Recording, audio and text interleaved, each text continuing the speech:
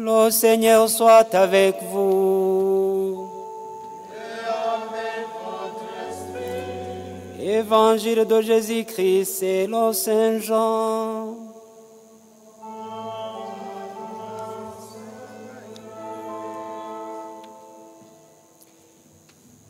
Comme la Pâque des Juifs approchait, Jésus monta à Jérusalem. Il trouva installés dans le temple les marchands de bœufs, de brebis et de colombes et le changèrent. Il fit un fouet avec des cordes et les chassa tous du temple ainsi que leurs brebis et leurs bœufs.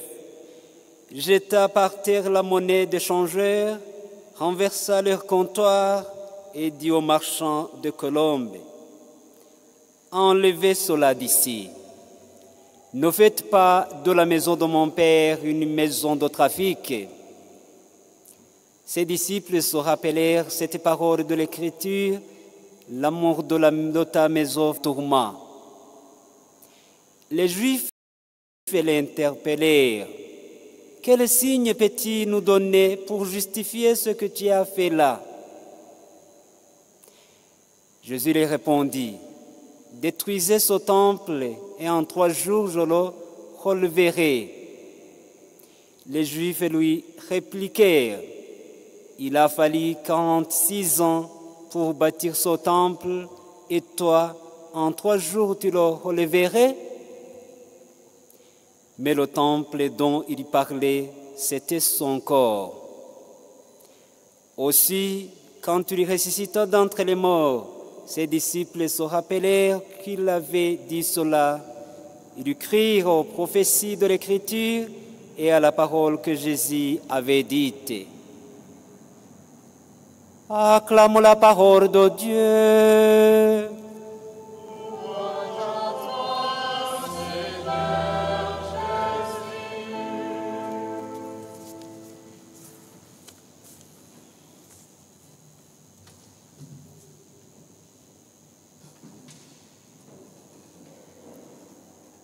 Entretenons le temple de nos cœurs. Le temple de nos cœurs. Aujourd'hui, c'est la dédicace de la basilique Saint-Jean de Latran, la cathédrale du pape, le pasteur de l'Église universelle. Pourquoi nous faisons mémoire ou nous célébrons cette fête de la dédicace de la basilique de Rome? On peut se poser la question, et les gens se posent cette question disant: pourquoi vous interpellez la place que nous ne connaissons pas? Basilique du Latran, la basilique du pape. Quel est le rapport entre la foi et cette basilique, cette cathédrale?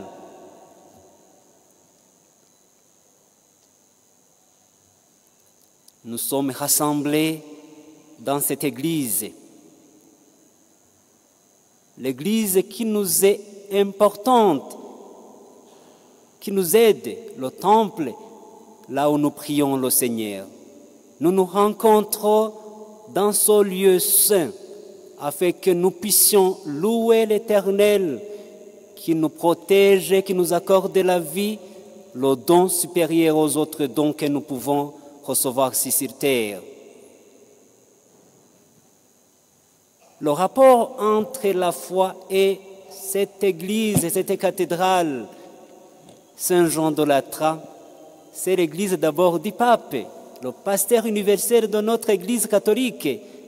Il est le garant, le pape est le garant de la foi, le dépositum de notre foi. Nous sommes en union avec le pape. L'Église catholique, nous ne pouvons pas faire ce que nous voulons sans être en union avec l'Église universelle, avec le pasteur de l'Église, le pape. Aujourd'hui, c'est la dédicace de la cathédrale de l'Église de Rome que nous célébrons. La basilique Saint-Pierre est évidemment plus connue que celle du Latran. quand on était en train de choisir le pasteur universel, les jours passés, il y a 6 mois, peut-être la majorité a vu cet endroit, la basilique Saint-Pierre, la place Saint-Pierre. Beaucoup connaissent cet endroit, mais la cathédrale Saint-Jean de Latran est moins connue. Ce n'est pas cette basilique Saint-Pierre que nous célébrons aujourd'hui, non. La dédicace, c'est la dédicace de la cathédrale du pape comme l'évêque de l'homme, du diocèse de Rome. Nous connaissons Saint-Pierre, pourquoi? Parce que les grandes célébrations liturgiques pontificales se tiennent là, à la basilique Saint-Pierre, là où se trouve la tombe du premier pape Saint-Pierre, qui s'est donné, il a donné sa vie pour l'Église, le premier pape Saint-Pierre. Mais ce n'est pas cette basilique que nous faisons mémoire aujourd'hui, non. La dédicace, c'est Saint-Jean de Latran.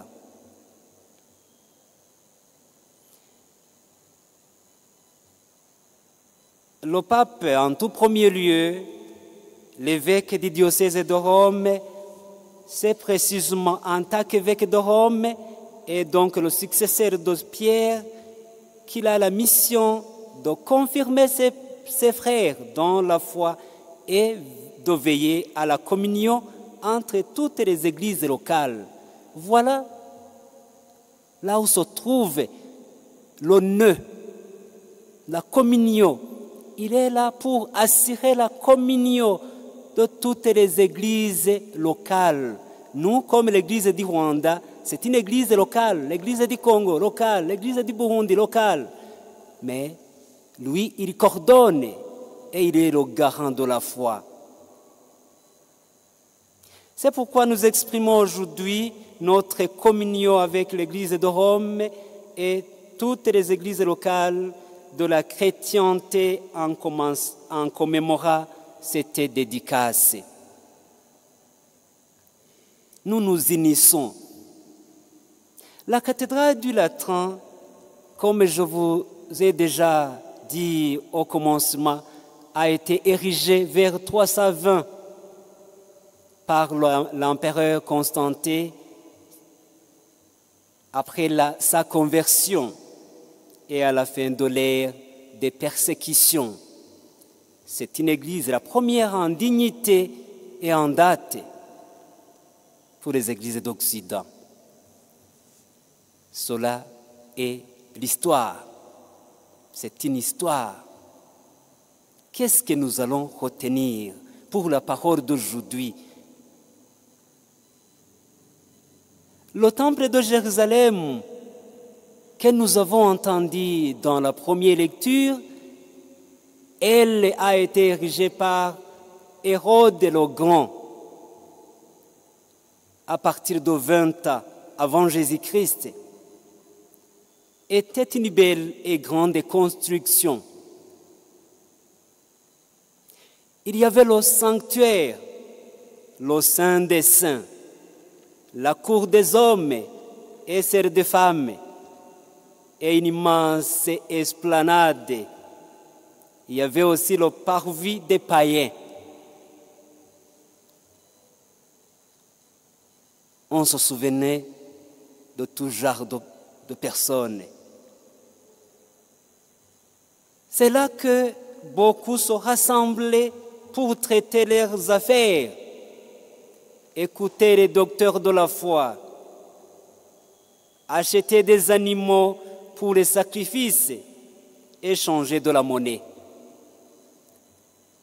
C'est dans ce Capharnaüm oriental que se place l'incident rapporté par Jean.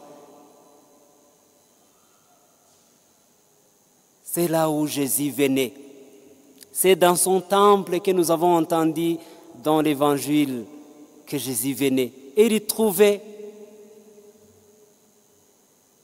toutes choses en désordre. Le temple qui était là pour la prière a été changé comme un marché, une caverne de bandits. On a changé le lieu qui était réservé pour la prière, honorer le Seigneur, honorer le Créateur, mais on a changé pour le business, le commerce. Et Jésus, comme un envoyé spécial, lui qui est venu pour sauver le monde, il n'allait pas laisser aller. Il s'est prononcé.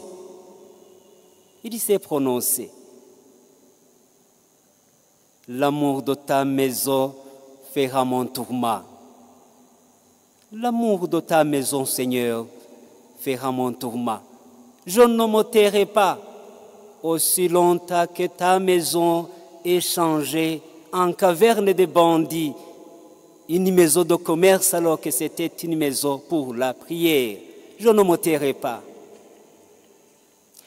La protestation concerne surtout l'utilisation sainte du temple, le fait qu'il soit devenu plus un lieu de marchandage que de prière. La raison première du temple était menacée, était lésée. C'est comme ça que Jésus se sentait obligé de faire quelque chose. Il a fait quelque chose parce que l'objectif primordial d'un temple a été bafoué. C'est pourquoi Jésus s'est prononcé, même sérieusement. Il disait, ne faites pas de la maison de mon Père une maison de trafic. C'est à la lumière de la résurrection alors que les disciples comprendront ce que Jésus avait dit. Détruisez ce temple et en 3 jours je le releverai. Les disciples comprendront, mais les pharisiens, les sadducéens n'ont pas compris. Parce qu'eux pensaient un temple qui a été construit pendant 46 ans. Et Jésus disait, détruisez ce temple et moi je le releverai en 3 jours. Ils ne comprenaient pas. Mais Jésus disait, les 3 jours qu'il a pris au tombeau, au moment de notre salut. Il est venu pour sauver l'humanité. Il est venu pour nous donner la vie en abondance. Ça a passé à la croix du Calvaire. Après la croix du Calvaire, après avoir versé son sang merveilleux, il a passé 3 jours au tombeau.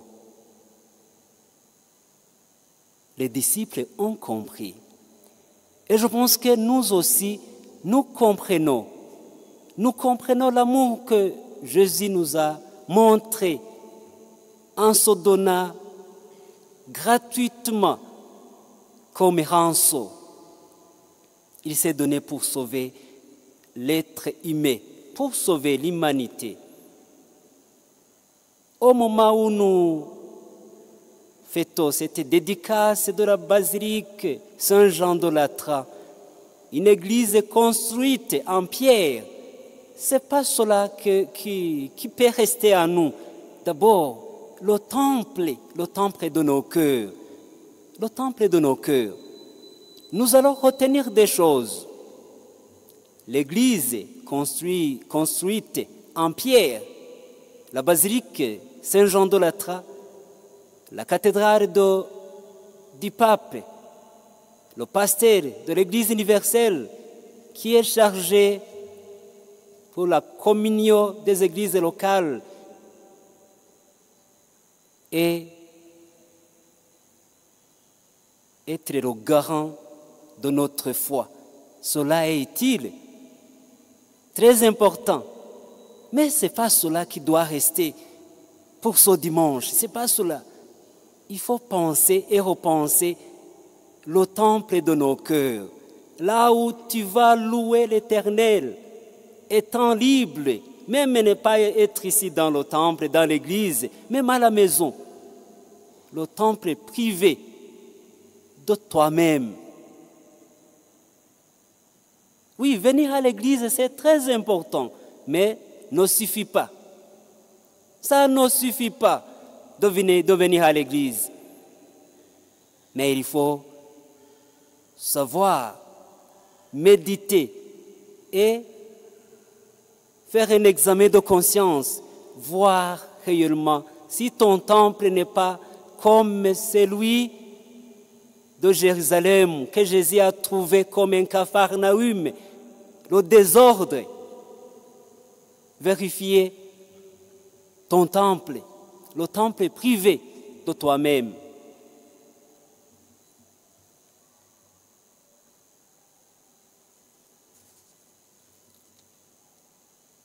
Ainsi, le lieu de la présence de Dieu n'est plus un édifice, c'est quelqu'un. C'est quelqu'un. Qui est ce quelqu'un? C'est Jésus. Toute la liturgie chrétienne se déroule autour de cette mystique du corps du Christ. Toute la liturgie se déroule autour de lui, Jésus. La liturgie qui manque Jésus, c'est une liturgie morte.